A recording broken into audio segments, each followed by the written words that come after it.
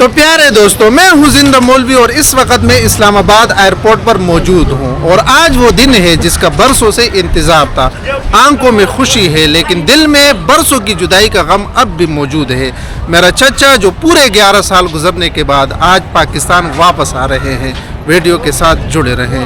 صبح کے ٹھیک 5 بجے ہم اپنے سفر کا آغاز مانسہرہ کی خاموش فضاؤں سے کرتے ہیں۔ اندھیرا ابھی پوری طرح رخصت نہیں ہوا ہوتا، مگر شہر کی چمکتی ہوئی لائٹس رات کے دامن میں ستاروں کی طرح جگمگا رہی ہوتی ہے۔ سڑکیں سنسان مگر پرسکون اور فضا میں خن کی گلی ہوئی۔ گاڑی آہستہ آہستہ شہر سے نکلتی ہے تو دل میں ایک عجیب سا جوش اور اشتیاق موجود ہوتا ہے۔ راستے میں یکے بعد دیگرے تینوں ٹنل سے گزرنا ایک منفرد تجربہ بن جاتا ہے۔ ہر ٹنل میں داخل ہوتے ہی باہر کی روشنی غائب اور اندر کی گونجتی آوازیں دل کی دھڑکن کے ساتھ ہم آہنگ ہو جاتی ہے۔ ایسے محسوس ہوتا ہے جیسے ہم کسی نئی دنیا کی طرف بڑھ رہے ہوں۔ ان لمحات میں سب سے زیادہ دل میں اپنے چچا سے ملاقات کا تجسس جاگتا ہے۔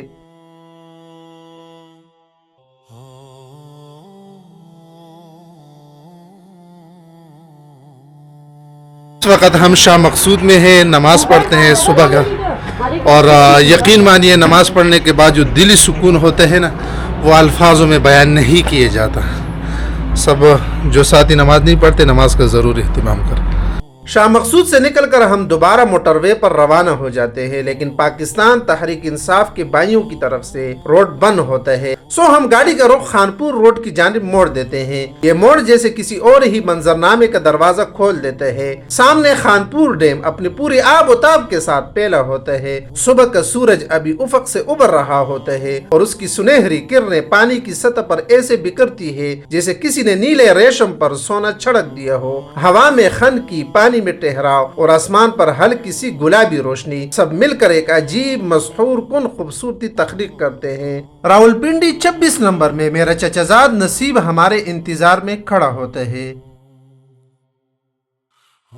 پھر ہم اسلام آباد کی خوبصورت اور کشادہ سڑکوں پر ایئرپورٹ کی جانب روانہ ہو جاتے ہیں۔ دونوں طرف قطار در قطار درخت، صاف ستھری شاہراہیں اور صبح کی نرم روشنی سفر کو ایک خاص وقار عطا کرتی ہے۔ دل کی دھڑکن تیز ہوتی جاتی ہے، جیسے منزل قریب آتے ہی جذبات بھی رفتار پکڑ لیتے ہو۔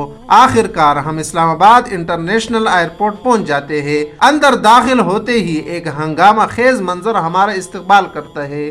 اتنا رش کی سمجھ سے باہر، ہر طرف بے چینی، خوشی، انتظار اور دعاؤں کی ملی جلی کیفیت۔ کوئی ہاتھوں میں پھول تامے کڑا ہے، کوئی نظریں دروازے پر جمائے ہوئے اور کوئی بےتابی سے ادھر ادھر دوڑتا پھر رہا ہے۔ ہم بھی اسی دوڑ کا حصہ بن جاتے ہیں، دل میں اپنوں سے ملنے کی تڑپ لیے۔ اس شور میں بھی ایک عجیب سی محبت چھپی ہوتی ہے، جہاں ہر چہرہ کسی اپنے کے مسکراہٹ کا منتظر ہوتا ہے۔ انتظار کی گھڑی آخر کار ختم ہو جاتی ہے اور چہروں کے ہجوم میں جیسے اپنی دنیا نظر آ جاتی ہے۔ سب سے پہلے میں شہاب الدین بھائی کو دیکھتا ہوں، قدم خود بخود آگے بڑھتے ہیں اور ہم مضبوطی سے گلے ملتے ہیں۔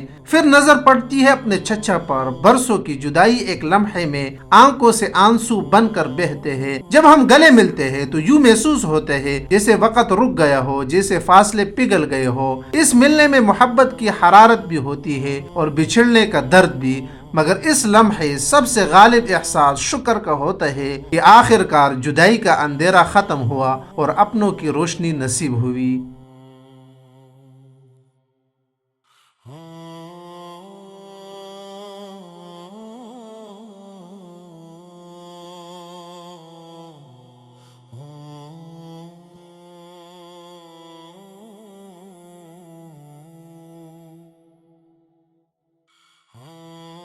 واپسی کا سفر اب ہنسی، قہقہوں اور شکر کے جذبات سے بھر جاتا ہے۔